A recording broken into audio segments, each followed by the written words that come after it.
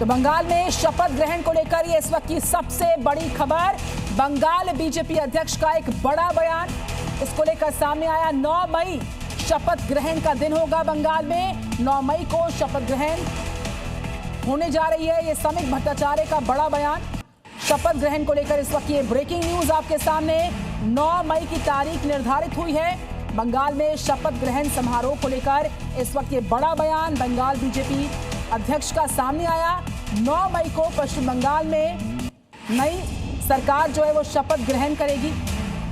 तो शपथ ग्रहण पर ये बड़ी खबर बंगाल से कल घोषणा कर दिया 25 वैशाख 9 में रविंद्रनाथ ठाकुर का जन्मदिन, उसी दिन में ये सरकार शपथ लेगी। शपथ कब तक होने की उम्मीद है? और उम्मीद नहीं तो प्रधानमंत्री जी कल घोषणा कर दिया 25 वैशाख 9 में रविंद्रनाथ ठाकुर का जन्मदिन, उसी दिन में ये सरकार शपथ लेगी।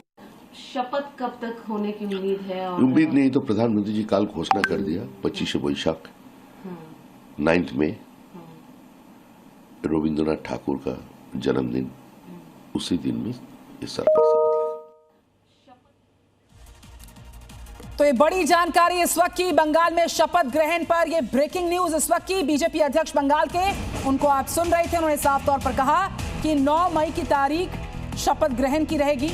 ये बड़ी जानकारी बंगाल बीजेपी अध्यक्ष के बड़े बयान से सामने आई है।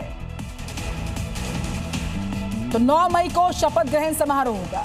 बड़ी खबर जो इस वक्त सामने आ रही है, आपको बता दें बंगाल की सियासत से जुड़ी ये बड़ी जानकारी है।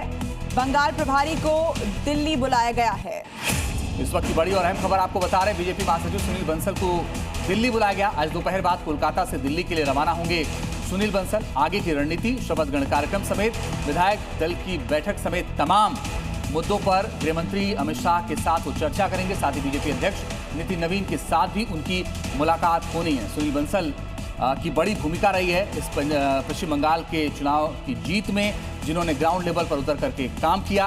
और अब फिलहाल जीत के बाद उनको दिल्ली बुलाया गया, जहां वो गृह मंत्री अमित शाह और बीजेपी के राष्ट्रीय अध्यक्ष से मुलाकात करने वाले हैं। एक और बड़ी जानकारी, बीजेपी अध्यक्ष कालीबाड़ी मंदिर पहुंचे हैं। दिल्ली के चितरंजन पार्क पहुंचे हैं और कालीबाड़ी मंदिर में उन्होंने दर्शन किए हैं।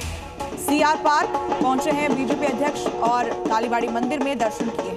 तो पश्चिम बंगाल जीत के बाद एक संदेश भी है, एक मैसेज भी देने की कोशिश कर रहे हैं बीजेपी के राष्ट्रीय अध्यक्ष नितिन नवीन। और वो कालीबाड़ी मंदिर पहुंच करके उन्होंने एक साफ संदेश पश्चिम बंगाल को भी देने की कोशिश की है कि सब साथ मिलकर वहां पर चलने वाले हैं। और इस दौरान भारतीय जनता पार्टी के जो कार्यकर्ता थे उन्होंने उनका वहां पर भी स्वागत किया है। कालीबाड़ी में दर्शन करने के बाद अब वो एक बार फिर से तमाम कार्यकर्ताओं से मुलाकात करेंगे। देखिए जी न्यूज़ पर इस वक्त की एक्सक्लूसिव तस्वीर। तो देखिए मंदिर में दर्शन पूजन की ये तस्वीरें जो हैं वो सामने आई है। सीआर पार्क जो दिल्ली में है, वहां कालीबाड़ी मंदिर में दर्शन करने पहुंचे हैं नितिन नवीन। जो तस्वीरें हम आपको दिखा रहे हैं, बंगाल में जीत के बाद कालीबाड़ी मंदिर में दर्शन पूजन और सीधे जनता को संदेश है। हिंदुत्व के एजेंडा जिसे लेकर बीजेपी चुनाव में चलती है और उसकी इस बार जीत हुई है पश्चिम बंगाल में। जी न्यूज़ पर एक्सक्लूसिव तस्वीर आप देख रहे हैं दिल्ली के सीआर पार्क से। कोलकाता में कुछ जगहों पर तोड़फोड़, आगजनी और नारेबाजी दिख रही है। सवाल उठ रहे हैं कि ये सब आखिर कौन कर रहा है? कौन है जो बीजेपी की बंगाल विजय को बदनाम करना चाहता है? हंगामा करने वालों को ये मालूम होना चाहिए कि बंगाल में अब बीजेपी की सरकार है और कानून तोड़ने वालों को उनका हिसाब कर दिया जाएगा। गड़बड़ी करने वाले लोग बख्शे नहीं जाएंगे। ये तस्वीरें कानून व्यवस्था पर सवाल की तरह है कि आखिर इन तस्वीरों के बाद असली जो मुलजिम है वो कौन है और कौन बदनाम करने की कोशिश कर रहा है। हालांकि बीजेपी की सरकार अब आ गई है और उनके नेताओं का ये दावा है कि सारा हिसाब कर दिया जाएगा, मगर आगजनी, तोड़फोड़ और नारेबाजी की तस्वीरें फिलहाल सामने आ रही हैं।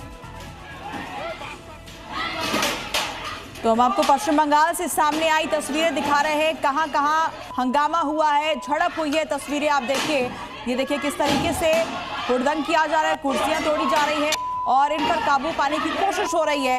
ये लोग कौन है, इनकी पहचान भी अब की जा रही है। उधर टीएमसी के दफ्तर में तोड़फोड़ हुई है और टीएमसी आरोप लगा रही है बीजेपी पर। बीजेपी का कहना है कि ये सब कुछ टीएमसी खुद करवा रही है ताकि बीजेपी को बदनाम किया जा सके। तो कल चुनाव के रिजल्ट आए, उसके बाद से आगजनी की अब ये तस्वीर आप देखिए। एक दफ्तर में आगजनी की गई।